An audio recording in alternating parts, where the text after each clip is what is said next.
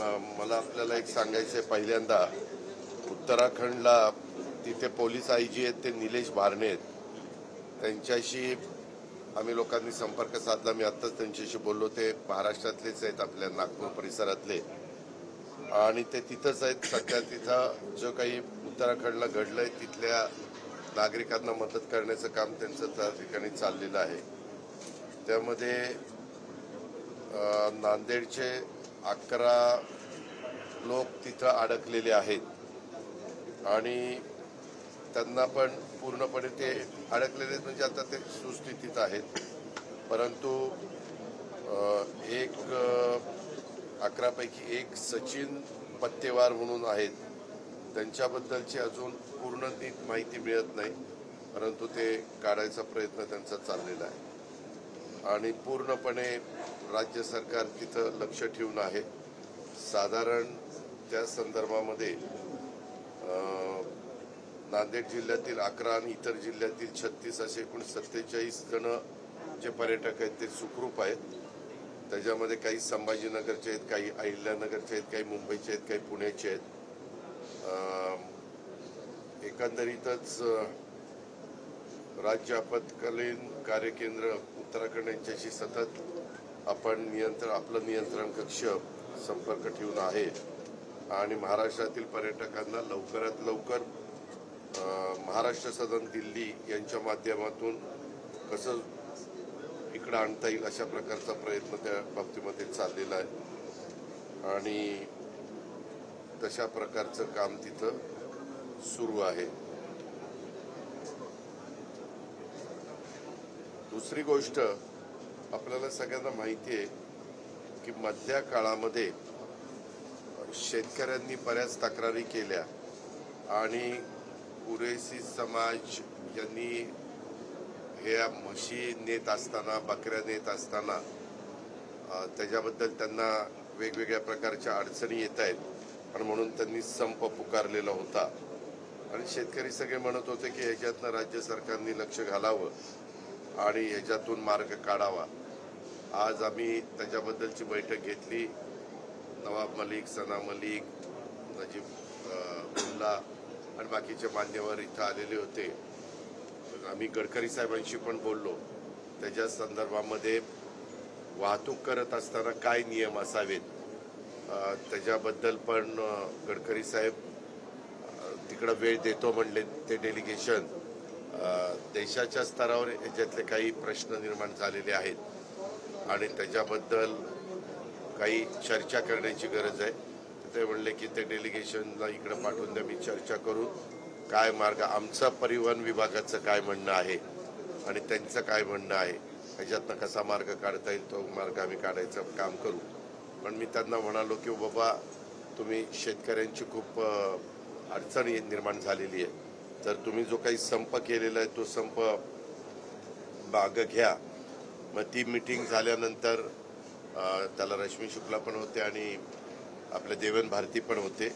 त्याच्यामध्ये आता त्यांनी व्यापारी आणि जनावरांची वाहतूक करणाऱ्या शेतकऱ्यांच्या येणाऱ्या या अडचणी सोडवण्याच्या करता शासन प्रयत्नशील आहे आणि त्याच्याबद्दल त्यांनी तो संप मागे घ्यावा अशा प्रकारचं आव्हान मी आजच्या मीटिंगमध्ये त्यांना केलं. त्या प्रतिनिधींनी सकारात्मक प्रतिसाद देत तो संप मागे घेतल्याचं जाहीर केलं. अशा प्रकारच्या ह्या 2-3 गोष्टी झालेल्या आहेत. दादरमध्ये बराचशा जैन समाजाचा आक्रोश पाहायला मिळतोय आणि ताडपत्री सुद्धा त्यांनी काढलेली आहे. महिला सुद्धा रस्त्यावर उतरल्या आहेत आणि हजारोच्या संख्येने जैन समाज तिथे पोहोचलाय. कायदा सुव्यवस्था पोलिसांमध्ये सुद्धा झटापटी झाली जैन समाजांच्या. काल याबद्दल राज्याचे प्रमुख या नात्याने देवेंद्र फडणवीस साहेबांनी मीटिंग आयोजित केलेली होती. त्याला लोढा साहेब पण होते, मी पण होतो, आमचे कालिदास कोळंबकर साहेब पण होते, असे काही मान्यवर लोकप्रतिनिधी होते. ते दादर कबूतरखान्याचे काही त्यांची संघटना आहे, त्या संघटनेचे पण सहकारी होते. तर अतिशय मार्ग व्यवस्थित निघावा अशा प्रकारे सकारात्मक भूमिका राज्याच्या मुख्यमंत्र्यांनी त्या बाबतीमध्ये घेतलेली होती आणि राज्याच्या मुख्यमंत्र्यांनी पण आपल्या गगराणींना पण बोलून घेतलेलं होतं, कारण त्याच्यामध्ये मुंबई महानगरपालिकेला काही डायरेक्टिव्ज मुंबई हायकोर्टाने दिलेले आहेत. आता ती मॅटर लवकरच लागणार आहे. तर त्याच्यामध्ये मुंबई हायकोर्टाला पण गगराणीला पण काही सूचना सीएम साहेबांनी दिल्या. एकदमच ह्या कबुतरांचं खाणं बंद करणं, ते कुठं जाणार, त्यांना कुठं शिफ्टिंग करता येईल. मग त्याच्यामध्ये पण चर्चा झाली की बस संजय गांधी उद्यान आणि इतर ज्या काही मोकळ्या जागा आहेत मोकळ्या की जिथं नागरिकांचा संबंध जास्त येत नाही, जसं नागरिकांना राहण्याचा अधिकार आहे तसं पशुपक्ष्यांना पण त्यांच्या एरियामध्ये जगण्याचा राहण्याचा अधिकार हा निसर्गाने दिलेला आहे. आणि त्याच्याकरता एक गोष्ट खरी आहे, जैन समाजाच्या आणि इतर पण काही मान्यवरांच्या भावना थोड्याशा तिथं तीव्र होत्या. तर ही सगळी वस्तुस्थिती हायकोर्टामध्ये पुन्हा लक्षामध्ये आणून द्यायची की बाबा एकदम अनेक संख्येने जास्त असणारे कबूतरखाने आपल्या मुंबईच्या परिसरात आहेत. ते वर्षानुवर्ष पिढ्यानपिढ्या ते चालत आलेले आहेत. परंतु काही जणांचं असंही म्हणणं आहे की या कबुतरांच्या विषयीमुळं काही आजार उद्भवतात, अशा पद्धतीनं पण काहींनी भूमिका मांडलेली आहे. शेवटी न्यायव्यवस्था ही सर्वोच्च आहे, परंतु न्यायव्यवस्था सर्वोच्च आहे त्याबद्दल कुणाचं दुमत असायचं कारणच नाही. पण तिथं जनतेच्या मनामध्ये काय आहे, जसं ती माधुरी हत्तीनीच्या संदर्भामध्ये पण काल सकाळी मिटिंग झाली आणि त्यावेळेस कोल्हापूरकरांनी किती मोठा लॉंग मार्च काढलेला होता, तो आपण शांततेने काढलेला होता. पण त्याच्यामध्ये सगळे घटक सहभागी झालेले होते. विद्यमान खासदार, माजी खासदार, विद्यमान आमदार, माजी आमदार, माजी मंत्री, विद्यमान मंत्रींनी पण काल मिटिंगमध्ये थोडंसं जनतेच्या भावनेचा आदर केला गेला पाहिजे, तशा प्रकारची भूमिका सुप्रीम कोर्टामध्ये मांडली गेली पाहिजे, अशा त्याच्याही बद्दलची चर्चा झाली. तशी ह्याही संदर्भातली सगळी चर्चा झाली.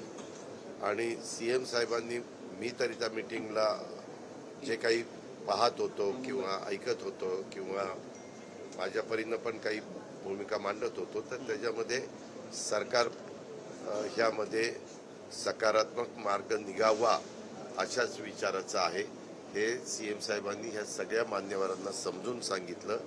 अनेक संघटनांचे तिथं प्रतिनिधी होते, तर त्यांनी सांगितलं की ठीक आहे मुख्यमंत्री महोदय, आपण त्याच्याबद्दल एक चांगली भूमिका मांडली आणि तशा पद्धतीने कालची मीटिंग संपली. पण दादा, जैन समाजाला आता तुम्ही काय आवाहन करणार आहात? नाही, ह्याच्यामध्ये ऐका, शेवटी त्यांनी काल मांडताना पण तिथं अतिशय तीव्रतेने भूमिका मांडली की बाबा तुम्हाला आम्हाला जेवण्याचा जसा अधिकार आहे तसा कबुतरांना पण खाण्याचा अधिकार आहे. त्यांनाही आता तिथं कबूतर, त्यांनी तर सांगितलं की ते ताडपत्री टाकल्यामुळं तर कबूतर तिथं मरतायत, त्यांना तिथं खायला मिळत नाहीये. त्यांना वर्षानुवर्ष तशी सवय लागलेली होती की तिथं अनेक जण जायचे आणि खाद्य घालायचे आणि ते खाद्य ते खायचे आणि त्याच्यातनं ते जगायचे.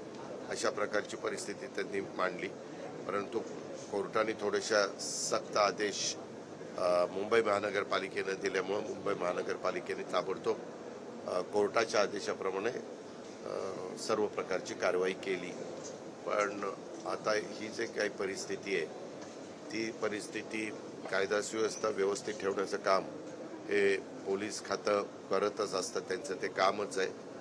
पण पुन्हा त्यांच्याशी खरं लोढा साहेबांनी पण सांगितलं की बाबा सरकारची पण भूमिका अतिशय सकारात्मक आहे आणि आपण सगळे मिळून एकमेकाला त्याच्यात सहकार्य केलं पाहिजे, अशाही प्रकारचं आव्हान केलेलं. गुजराती आणि जैन समाज या संदर्भात सुनावणी देखील होणार आहे ना. त्याच्यामध्ये महानगरपालिकेने अफिडेव्हिट करून द्यायचं ठरलेलं आहे. त्याच्यामध्ये ह्या संघटना आहे, संघटना पण त्याच्या संदर्भामध्ये जाणार आहे. महानगरपालिका त्यांच्यात चांगल्यातले चांगले वकील देण्याच्या सूचना स्वतः मुख्यमंत्री महोदयांनी कालच्या बैठकीमध्ये दिलेल्या आहेत आणि इतर पण ते संघटना आहेत ते पण वेगवेगळे चांगले वकील लावून त्यांची बाजू तिथं मांडण्याचं काम करतील. शेवटी न्यायालयाच्या पुढं सगळेच जण आपापली भूमिका मांडतील आणि मला असं वाटतं की ही सगळी परिस्थिती पाहिल्यानंतर न्यायालय नेहमीच योग्य निर्णय देत असतात, तशा पद्धतीने योग्य. दादा, पण मतांचं ध्रुवीकरण होतं असं तुम्हाला वाटतंय का? ह्याच्यात मतांचं राजकारण आणू नका. हा एक वेगळा प्रश्न आहे, पशुपक्ष्यांच्या संदर्भातला प्रश्न आहे. माझी मीडियाला पण विनंती आहे, आपल्यालाही विनंती आहे की याच्यामध्ये राजकारण आणण्याचं काही कारण नाही. एक आपण माणुसकी दाखवत असतो सगळ्याच ठिकाणी, तशा पद्धतीनं पशुवर प्रेम दाखवणं, पक्ष्यांवर प्रेम दाखवणं, प्राण्यांवर प्रेम दाखवणं ही पण आपली परंपरा आहे. परंतु त्याच्यातनं इतरांचे पण काही आजार त्याच्यातनं उद्भवू नये. आता काही जणांनी तर असं सांगितलं ते खरंच आजार उद्भवतात का नाही ह्याचाही रिसर्च करा.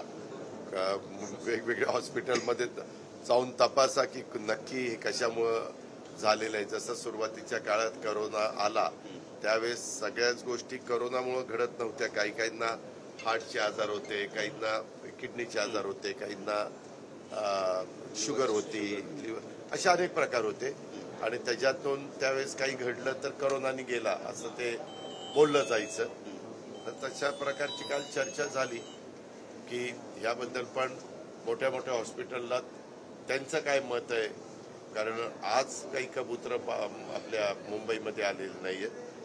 जसं आपल्याला कळतंय तसं आपण मुंबईमध्ये कबुतर बघतोय. त्याच्या आधीच्या काळात पण कबुतर होती. ही वस्तुस्थिती आपण नाकारू शकतो. धन्यवाद.